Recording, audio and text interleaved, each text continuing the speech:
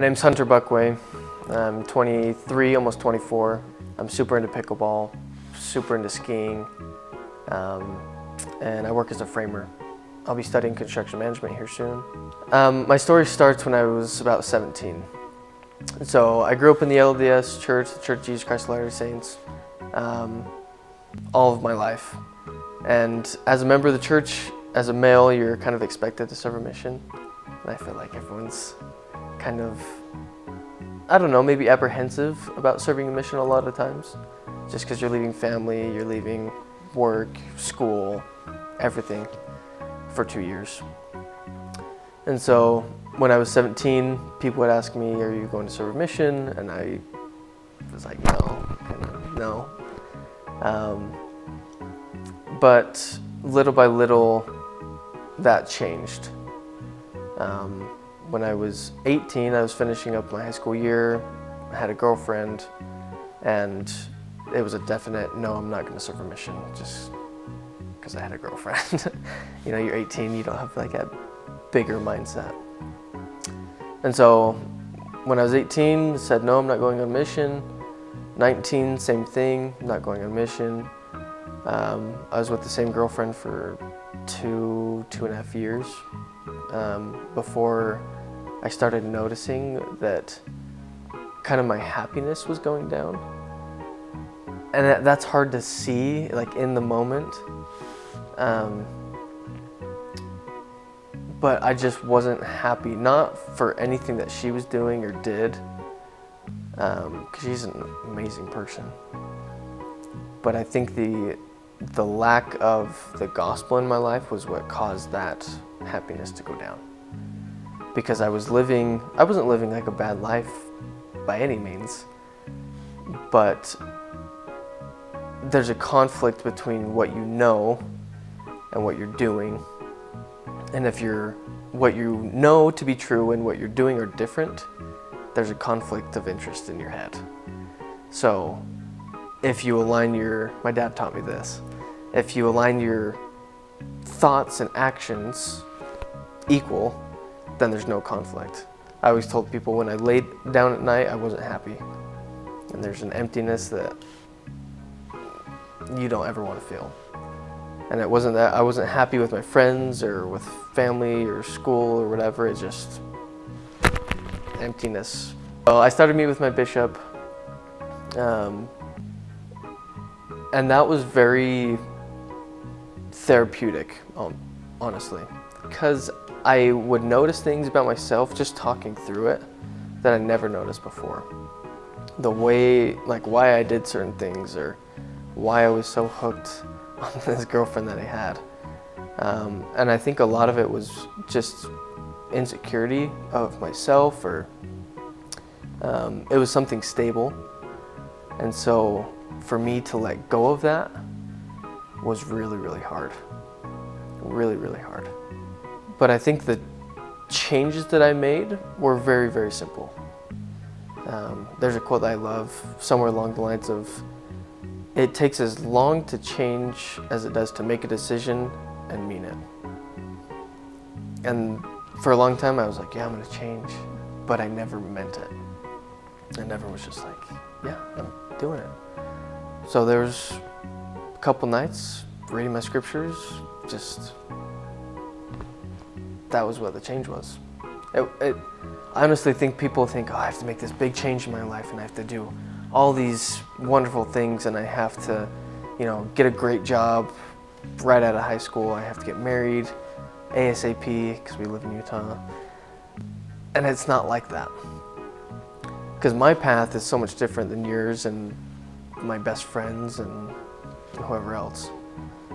So again, having that like self-evaluation of like, I'm okay. Like I don't have to take the normal route. I think it's okay. The change to want to be a missionary was recognizing my goals that I had in the future, a lot farther past than a mission. I think that was what the change was. Wanting, establishing my end goal of an eternal family, then backing that up and saying, well, to have an eternal family, I need to be a father. To to be a father, I have to be a husband. To be a husband, in my case, I had to be a missionary.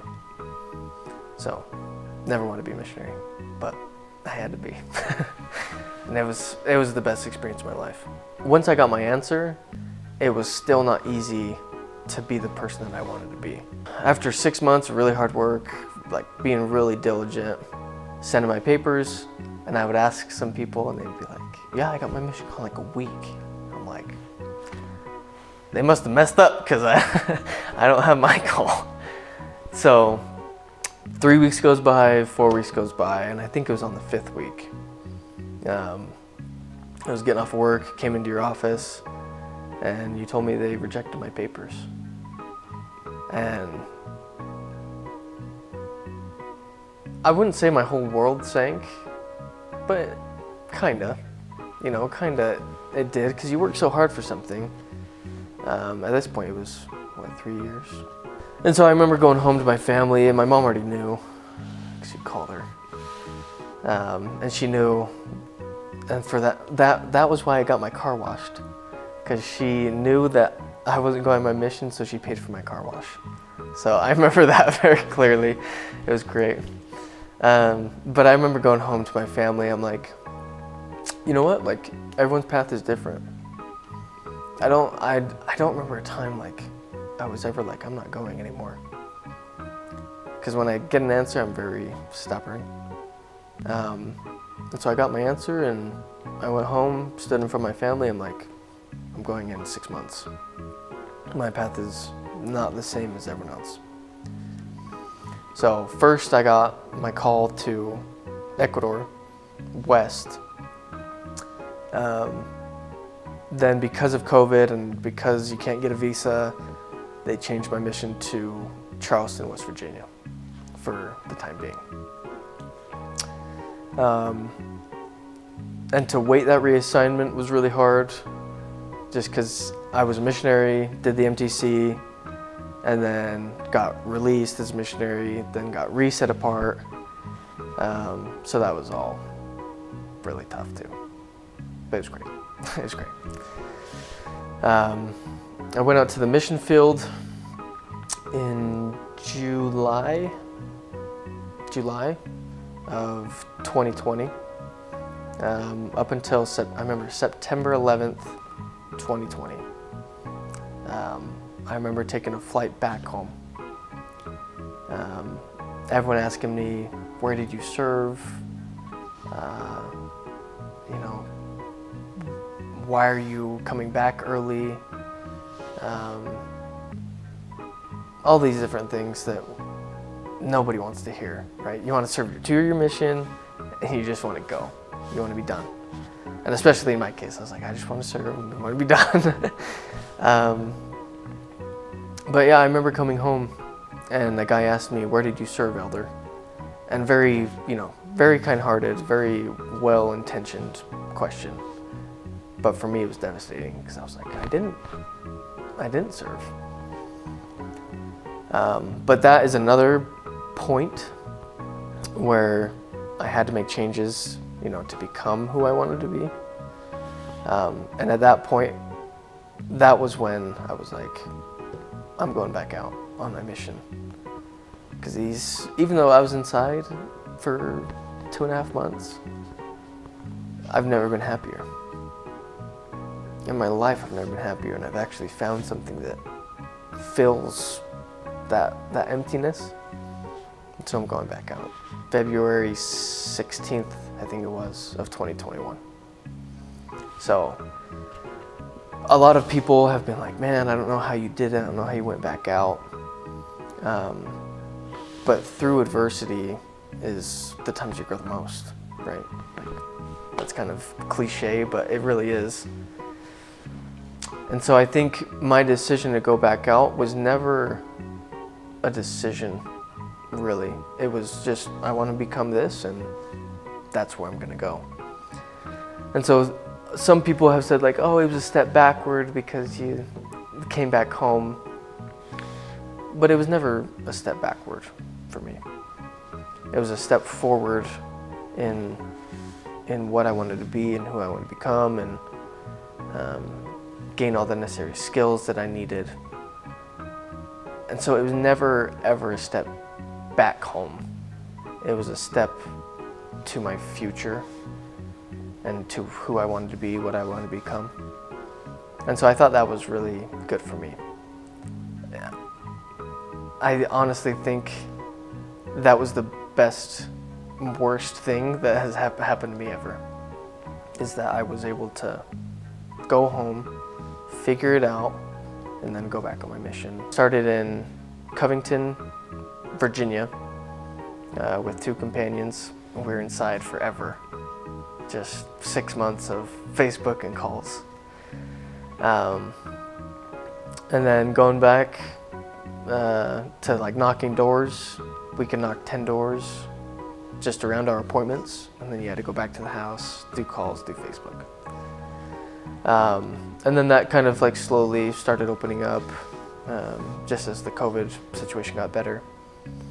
In September of 2021, and my mission president called me. He's like, I just got this notice from the church that your mission has been changed from Guayaquil West to Guayaquil East. And then since there was so many there was such a lack of missionaries in the East mission, they changed my mission from West to East. So I have 3 calls, and I've been to 2 of them. Never got to West. Even that was hard. Even that waiting game was hard, because I thought I was going to go right after they changed my assignment. First weekend in December, flew to Arizona for a day, got my visa, and before I even got on the plane to West Virginia, I had my flight plans to Ecuador. And that was terrible. It was everything I ever wanted. I was like, I'm finally going, I'm gonna learn Spanish. And it was the worst. It was the worst thing ever. I think the hardest moment of my life, honestly. Because it was something that I wanted so badly, and it wasn't what I expected at all. And I think that when I was in West Virginia, I wanted to be in Ecuador, and when I was in Ecuador for the first 3 months, I wanted to be in West Virginia. So that taught me a really important lesson that, just like Elder Gong says, you have to bloom where you're planted. You have to make the best of every situation, even if it's terrible, even if it's hard. And you just have to understand that nothing's going to be perfect, but it can be as much as you make it out to be. And I remember I was like, I'm never going to learn Spanish, ever. It didn't matter how much work I put in. I'm like, I'm never going to get it. And I remember I was crying on my knees one day in my bed, just like, God, please help me. It was like it was one of the lowest points of my mission, for sure.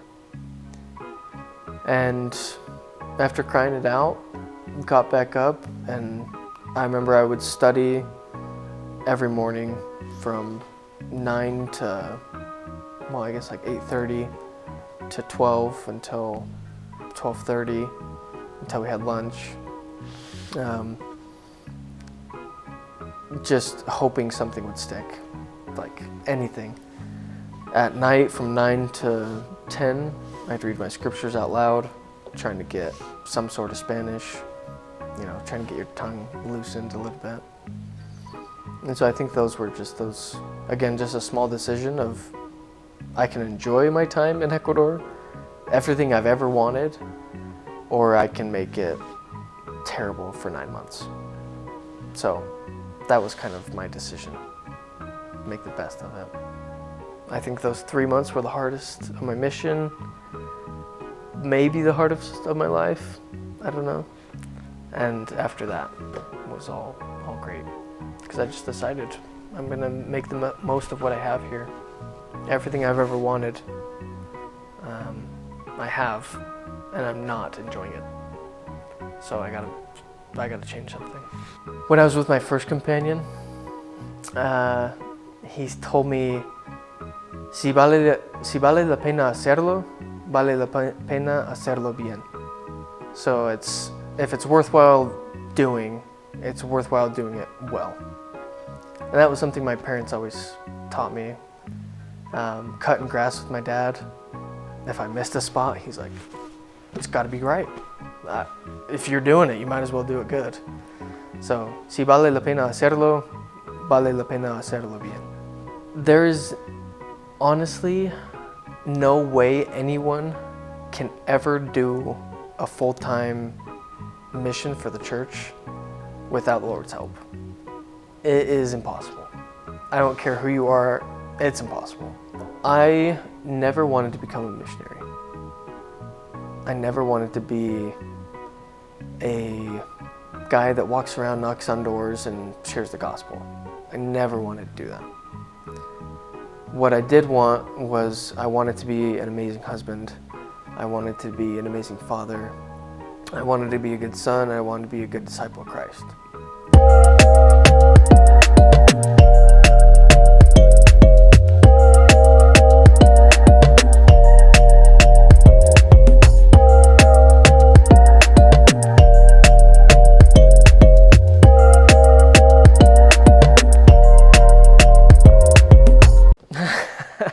Yeah, yeah. Yeah, honestly, I love going on dates. I love just getting out, meeting new people. I'm not like, obviously, yeah, I'm looking for a wife and future family. But I think that just comes with meeting new people. So yeah, I'm available, but thanks for that one.